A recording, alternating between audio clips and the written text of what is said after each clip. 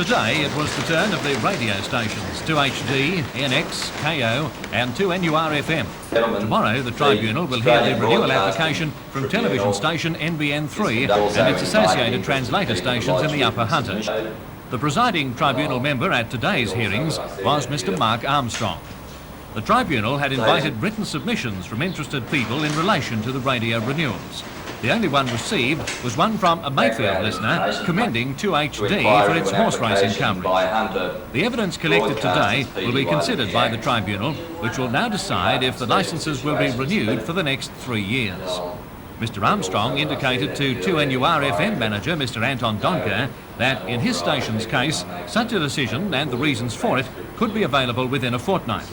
The hearings, which are being conducted in the Newcastle City Council chamber, are open to the public. Company to announce their appearance.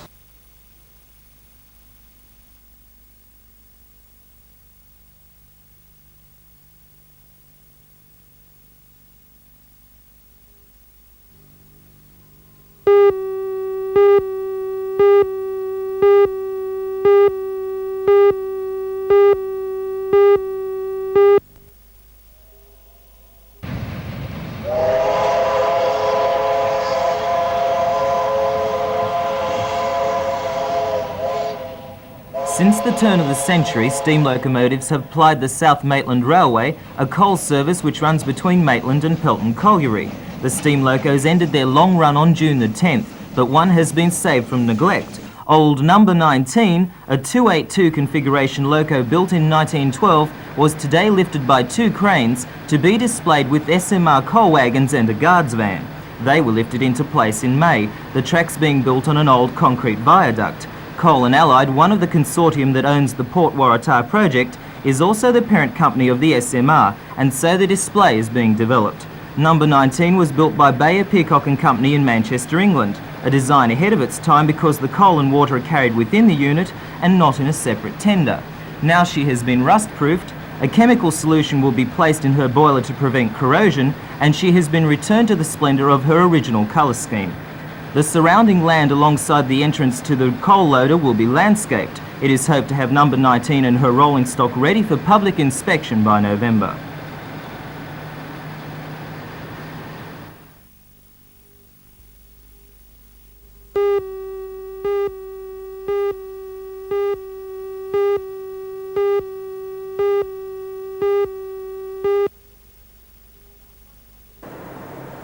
About 100 tanker drivers who are members of the Transport Workers Union employed by 7 oil companies in Newcastle met at the TWU's headquarters in Hamilton today.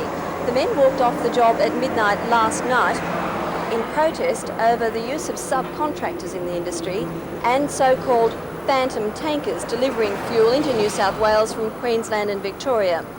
The men decided to return to work at midnight tonight.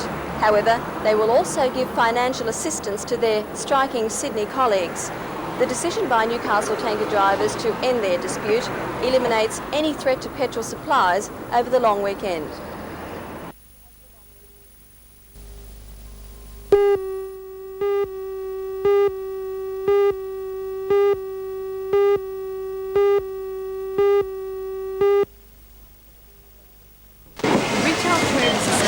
Says it's legal to open on the Labor Day holiday on Monday, as long as the store has enough volunteers. No one is to be forced to work on the holiday, and the shop assistance union has recommended to its members that they decline. Union official Mr Jeff Williams. Well, shop assistants feel that they are entitled to the same provisions that apply in other states in Australia. They're entitled to enjoy the benefits of the public holiday the same as other people right throughout Australia and in the state of New South Wales without being required to attend to work. Charlestown Square, Jasmine Centre and Garden City are just some of the centres open. It's reported that when it was rumoured that Coles, the other major retailers got him a hotline to their Sydney offices. As a result, they've all decided to experiment with holiday trading to see whether it is really worth all the time, money and fun. 8 hours of work, 8 hours of play, 8 hours of sleep and 8 bob a day. That was the poem that inspired the Labor Day holiday. The small retailers say that the larger ones have forgotten that philosophy. They say that they're being coerced into opening and they're not happy about it. Many smaller shopkeepers say it would send them broke to open. At Whittaker's, for example, it would cost $1,700 for wages alone on Monday, a bill that can't be justified by takings on previous Mondays. Others say that the uncertainty of whether the holiday trading would go ahead has thrown them off guard, and they haven't been able to find staff, as Coles, Woolworths, Norman Ross and David Jones have been able to do. Mrs Kay Barclay, a shop owner at Garden City, says the retailers are being discriminated against. Well, I think it's absolutely ridiculous. I think everybody is entitled to a holiday, and the shop assistants very rarely get a day off. Do you think you're being pushed into opening? Most definitely.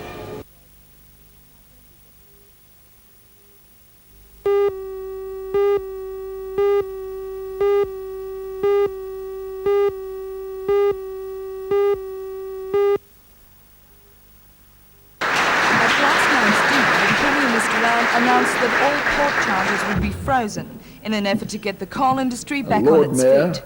He also encouraged industries to stop chasing elusive markets and to stick to what they do well. He cited Carrington Slipways as a firm doing just that. Today, after a number of speakers addressed the summit on such important topics as commerce and retailing, education and training, and building and construction, it was time to sum up.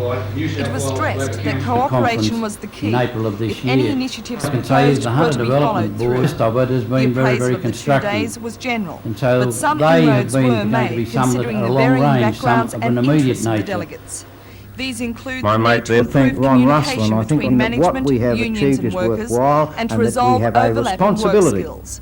The Treasurer, Mr Ken Booth, congratulated the steering committee on the success of the summit and applauded the decision to appoint task forces to look into the many and complex problems. The steering committee is to be a continuing entity. But as the chairman, Mr Ron Russell, explains, it's that point that makes this summit different from the last. I think that there will be a greater understanding of the problems facing this area and the steps that have to be taken to ensure its rapid recovery to the position of the premier area of the state. What will be your next move? Well, what we do from here is to consider what has come out of this conference. There are a number of steps that have to be taken. Firstly, there is those things that require government assistance or consideration. There are those that are in the hands of this region, and in that regard we are proposing that task force will be set up. These task forces, we hope, will be representative of the community with the common aim of progressing that particular subject to some final solution.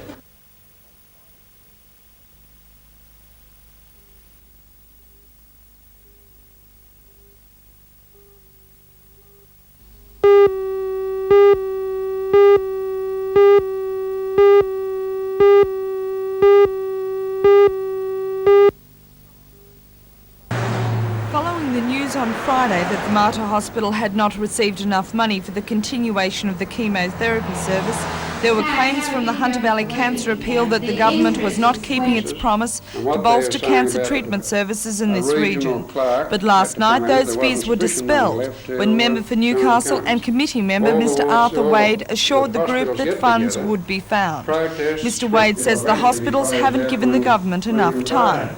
He says the Minister for Health, Mr Laurie Brereton, has reaffirmed his support for the chemotherapy section.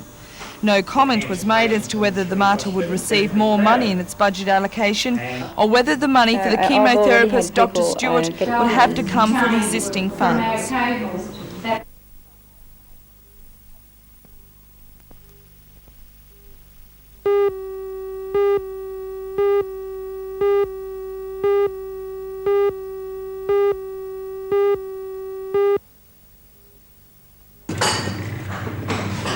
Indemnity scheme is the first of its kind in Australia. It comes in the wake of some 405 complaints about trades contractors received by the Builders Licensing Board in 1982-83. Mr Norm Steep from the Newcastle branch of the Master Builders Association says this amendment to the 1971 Builders Licensing Act will bridge the gap that the previous $1,000 minimum claim left. They're automatically covered under the Builders Licensing Board on contracts over $1,000, but I believe the announcement that was made today covers that gap of under $1,000. Do you think it's a good thing? Oh, anything that improves the industry has got to be a good thing. I think anybody who is a respectable builder or carpenter has got nothing to worry about. Those that do worry are those that perhaps do bad workmanship.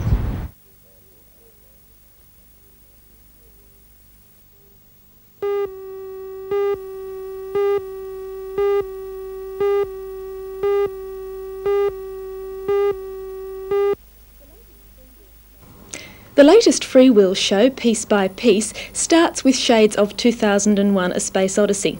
A game between two apes erupts into violence with the arrival of a third, showing us man's primitive instincts for possession coming into play. After that marvellously effective opening, the Freewheel's crew moves through a couple of everyday conflict situations the children will immediately recognise, such as taking someone's ball away from them in the playground and fighting with mum and dad about going to visit auntie. From there, the audience is taken on a crazy ride into space to have a look at threats to global peace. The theme is discussion, compromise and cooperation in place of violent confrontation, and there's also a very strong plea for nuclear disarmament. Now, this might sound like pretty heavy stuff for children in years 3 to 8, for which Piece by Piece has been approved, but Russell Cheek's marvellously funny and theatrical show spells out its points clearly and carefully, using very simple language and some strong visual images to get the message across. It seems to me that this show is particularly appropriate for the uneasy 80s. I can't think of a better lesson to teach children than peace at home and abroad, and when the lesson is packaged like this, it's going to be fun and, more importantly, a memorable learning experience.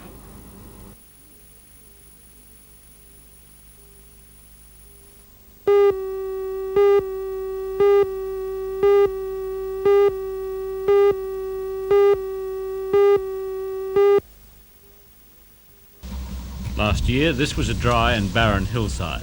Bill Bishop said at times he looked at the dusty ground and wondered if it would ever produce again. But now a wheat crop he's planted with farmers Jim and Don Ether is as good as anyone could hope for. Even as the ears of wheat begin to develop, conservative estimates of the likely yield are around 2.5 tonnes of grain a hectare. In one way, the drought is responsible for this, forcing the land to be left fallow for 3 years. Last year it was ploughed, ready for sowing, but it was so dry that we didn't bother sowing the wheat. Are you still in the hands of the weather? Could something happen that would still spoil this crop? Yes, all sorts of things could happen. We could have a hailstorm. There's been a lot of hailstorms around, and we could have high winds which could flatten the crop and could lodge. Or finally, we could have too much rain at harvest time around the end of November, and it could reshoot, and we'd be in strife then. But you must be. This must be a turn for a good one. I think this is the big one, finally.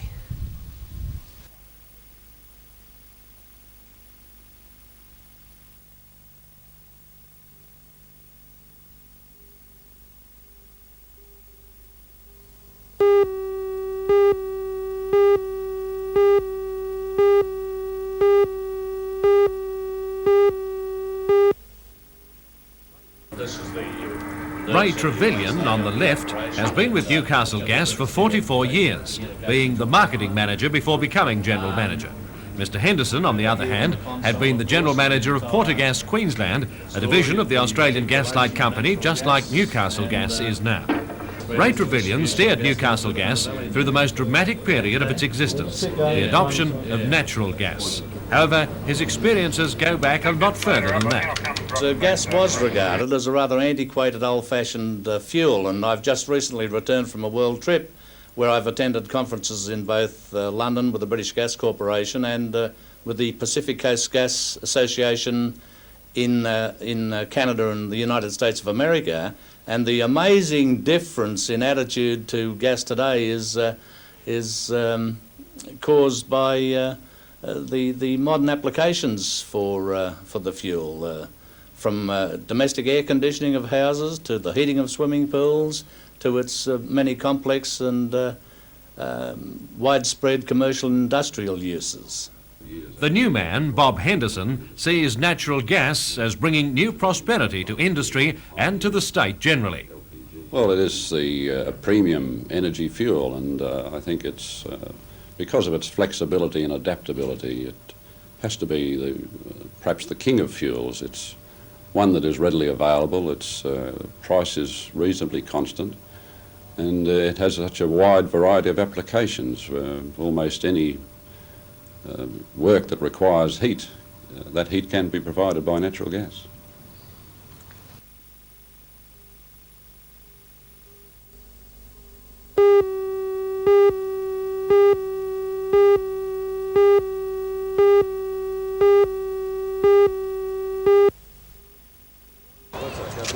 The 40 fishermen meeting on the banks of the Hunter were upset over reports that some outside fishermen wanted the river closed to prawning.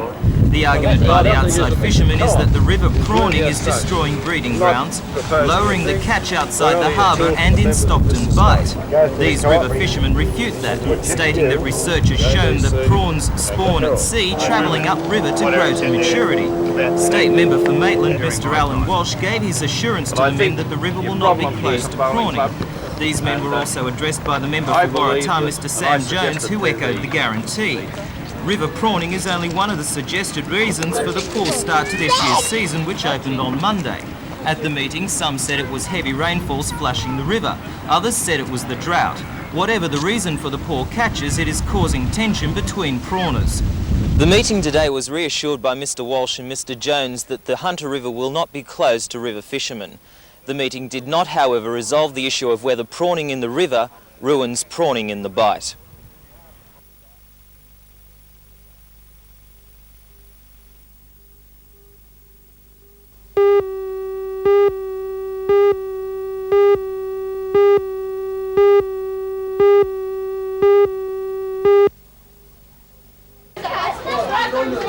How the utility managed to reverse into the house has both the police and the neighbourhood children baffled. The freak accident happened at about 4:20 yesterday afternoon. Residents say they heard the ute revving loudly in Benson Close and then saw the vehicle reverse at high speed into the house in Sedgwick Street. The ute narrowly missed the owner of the house, Mrs Annette Cox, as she was watering the garden. Young Mark Barnier saw what happened. Car came flying out of Benson Close and hit the gutter, bounced on the lawn, hit the rockery, up the stairs and into the house.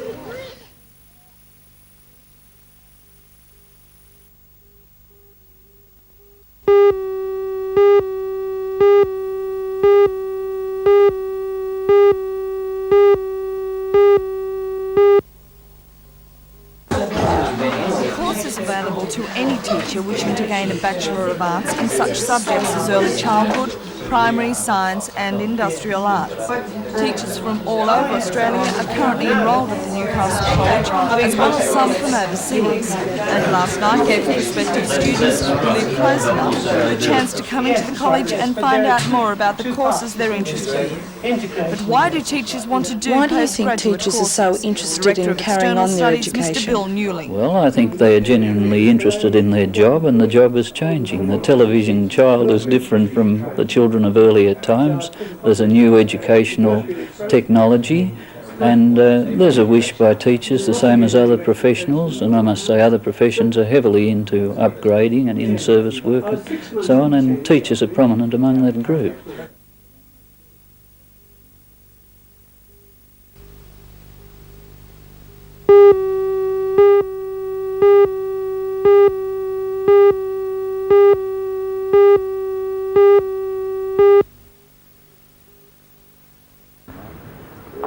In its second year, the Jack Sinclair Master Triples was named after a man that has devoted a great deal of his life to bowls, and he has just retired from being a state selector.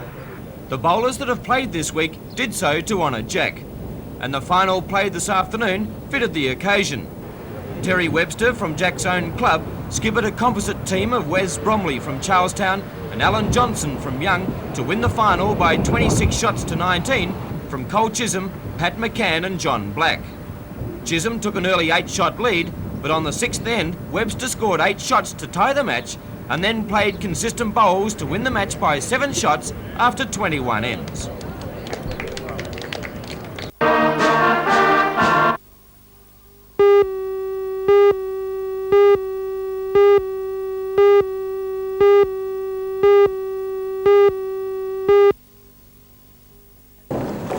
There has been an underground mine accident. A miner has been thrown from a locomotive suffering severe injuries. Workmates trained in first aid must now try to stem the blood pouring from the victim's leg. This scenario faced four-man crews of miners when they competed in the Coal Association annual first aid competition today. Now in its 62nd year, the competition drew teams from mines as far afield as Gunnedah and Wyong to the Cessnock Police Boys Club. Doctors from the Joint Coal Board awarded teams points for correctness and speed of procedure. There were also oral tests and individual practical events where local Boy Scouts were willing patients. While today was a fun social occasion, it also had the practical upshot of increasing significantly the first aid skills of competitors. All miners must take a basic first aid course, but these men have up to 10 months training, all of which must increase a miner's chances should something go wrong down below.